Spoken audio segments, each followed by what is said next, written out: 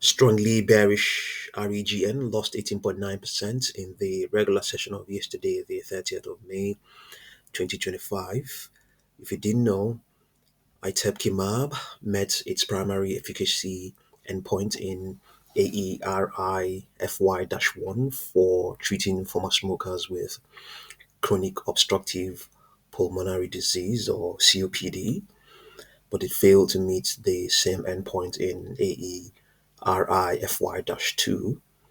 The companies are currently assessing the data to decide the next step. So the companies are obviously Regeneron and then Sanofi.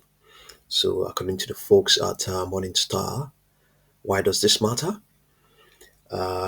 This is a disappointing setback, according to them, for Itepekimab, a key pipeline asset for both companies, Regeneron and Sanofi.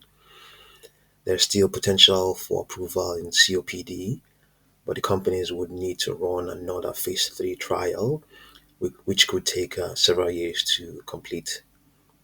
Yeah, so that's the unfortunate situation there. So this is its daily chart. Um, Based on how things are right now, the algos are extrapolating lower prices. Let's see now, extrapolating lower prices to ultimately by the 10th of July or 11th of July. That's what's been extrapolated. And no upper projections as such. Only 522.41 is extrapolated, so is projected. But if you look at its 4-hour chart, you find a different thing altogether. You find, um, you find a divergence in the extrapolations. Indeed, you may say the 4-hour chart is short term, a lot more short term than the daily chart. Yeah, here we have a swift rebound is extrapolated all the way towards Thursday, the 5th of June, and ultimately a contraction of this plunge is expected, and it is with an accumulative bias. So it is a contraction with a bias to the upside. That is what is being extrapolated all the way towards Tuesday, the 10th of June. Yeah, that's what's being extrapolated. There's no guarantee that that will turn out to be the case.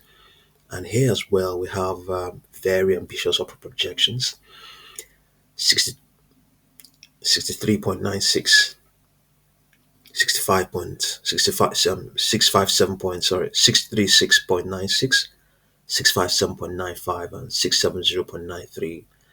Yeah, so it is a divide. There's a divergence between the two, and of course, indeed, the 4-hour chart is only talking about what's going to happen over the next couple of weeks. The extrapolations here, but the projections, they're not dated. These upper projections, they are not dated either way. So we could just have a look at its 3-hour chart to see what's there.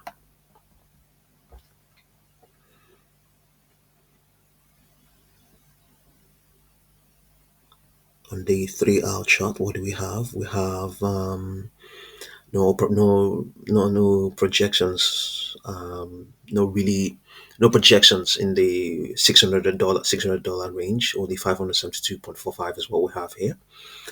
Yeah, indeed. Before now, a couple of they're not really that relevant because this is taking into account this 19% plunge. Yeah, so that's what's going on. Let's see now. We may find the same sort of news here. Wells Fargo has downgraded Regeneron Pharmaceuticals from overweight to equal weight and reduced this price target from $700 to $580 per share.